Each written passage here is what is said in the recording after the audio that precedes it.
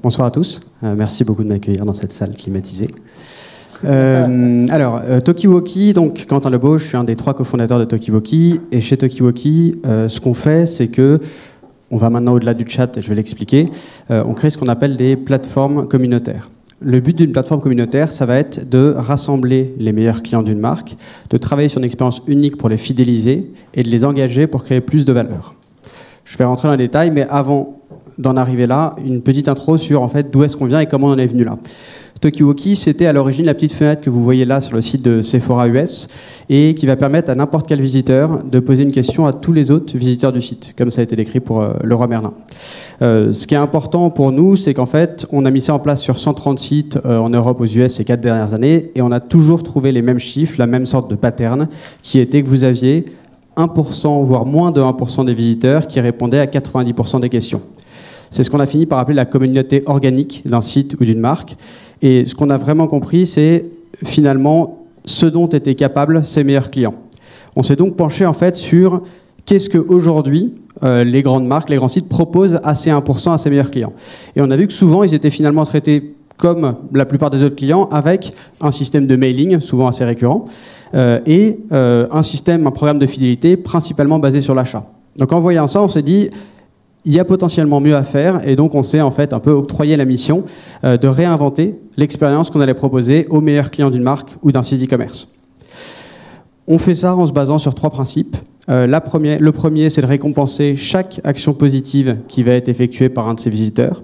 Le deuxième, ça va être d'offrir une expérience interactive. Et le troisième, ça va être de leur donner les moyens à ces visiteurs de créer plus de valeur en réfléchissant site par site à comment on pourrait leverager cette communauté. Donc, récompenser chaque action positive, ça pour le coup c'est relativement simple.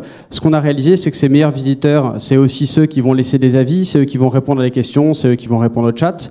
Et ce sur quoi on travaille, c'est de créer une plateforme donc intégrée au site et qui va permettre de centraliser toutes ces actions pour que pour n'importe lequel de ces utilisateurs, ce soit très facile de laisser un avis, répondre à une question, etc. Donc en gros, déjà faciliter cette expérience. Ensuite, travailler à récompenser chacune de ces expériences positives. Donc avec ça, en fait, on met un système de gamification qui va être propre au site, qu'on va pouvoir lier au système de fidélité et qui va toujours récompenser ces actions pour encourager les visiteurs à en faire plus.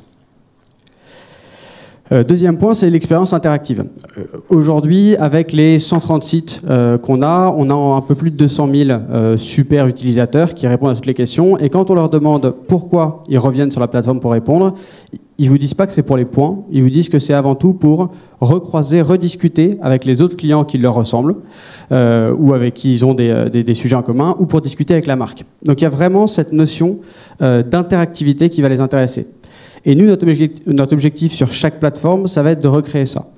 Donc un petit système qu'on a mis en place qui ressemble vaguement à Slack pour ceux qui l'utilisent, c'est des systèmes de channel ou de groupes de discussion sur cette plateforme qui va permettre aux visiteurs de rejoindre des groupes de discussion en fonction, alors ça peut être de thématiques. Donc par exemple sur un site comme Superdrug au UK, on va proposer aux visiteurs de parler de peau sèche, peau grasse, les cheveux blonds, des sujets sur lesquels on sait qu'ils aimeraient échanger entre eux. Autre exemple, on est en train de travailler avec une enseigne de sport. Là, le point clé, ça va être de grouper par groupe de discussion tous les visiteurs qui viennent de la même ville ou qui pratiquent le même sport pour qu'ils puissent directement discuter entre eux, joueurs de tennis de Limoges par exemple, et potentiellement trouver des partenaires. Donc là, l'idée, c'est vraiment de dépasser le système de mail très top-down et d'avoir une vision beaucoup plus interactive de cette activité entre clients. Troisième et dernier point, ce qu'on a compris très rapidement quand on est arrivé un peu avec notre plateforme toute faite devant les clients, c'est que chaque client avait finalement des enjeux assez différents et que si on ne voulait pas se louper, il fallait qu'on arrive à créer à chaque fois une plateforme qui corresponde le mieux possible aux besoins business du client, mais aussi à ce que les utilisateurs avaient envie de faire. Donc un exemple rapide avec Monkey. Monkey, c'est une des marques d'H&M. Leur problématique, transformer leur page produit en quelque chose qui ressemble plus à Instagram. Pour leur communauté, on a créé un feed où ils voient tous les produits. La communauté peut voter avec des emojis, commenter ou créer ses propres looks. Et en fait, on va prendre tout ce contenu et on va le mettre sur les pages produits pour augmenter la conversion et donner cette impression beaucoup plus interactive. Superdrug, site beaucoup plus pour le coup beauté. Enjeu clé pour eux, créer des tests produits et créer du contenu sur ces produits. Donc c'est ce qu'on va permettre de faire aux meilleurs clients. Dernier exemple, Michaels, qui pour le coup art et loisirs créatifs aux US, où là pour le coup on va être plus comme sur Leroy Merlin sur de l'entraide, du conseil pour aider les clients à trouver le produit qu'ils cherchent. Merci beaucoup Quentin. Vous pouvez l'applaudir. Encourager. Madame, merci. messieurs. Monsieur alors. Ouais, bon, combien ça coûte, combien ça rapporte, comment ça s'industrialise, ça c'est les premières questions. Ouais. Mais elles sont Pour l'année importantes. prochaine, vous préparez la question. Voilà, donc ça on peut l'avoir. Et non, et l'autre, donc ça c'est quand même important d'y répondre. Et l'autre question, c'est très bien, mais alors c'est peut-être parce que je suis pas assez, mais j'ai l'impression que vous n'êtes pas le seul à faire ce genre de choses, qu'il y en a plusieurs, il y en a beaucoup, on en voit beaucoup. Donc qu'est-ce qui fait que, pourquoi vous êtes meilleur que d'autres sur ces sujets-là, et comment vous mesuriez comment vous allez mesurer ça, ou nous aider à mesurer que vous êtes meilleur que les autres? Alors, bonne question. Sur la première question, donc, combien ça coûte, combien de temps ça met et combien ça rapporte. Donc, combien ça coûte, ça va dépendre de la taille du site ou de la communauté. Généralement, on va être quelque part entre 30 et 150 K pour les plus gros sites par an. Combien de temps ça met à mettre en œuvre? Il y a toute une partie en fait, qui va dépendre du client et de ce qu'il compte faire avec sa communauté. Et si on a déjà, par exemple, développé les briques qu'il fallait, le plus rapide qu'on ait mis à créer cette communauté, c'est en 2 mois et demi. Pour implémenter.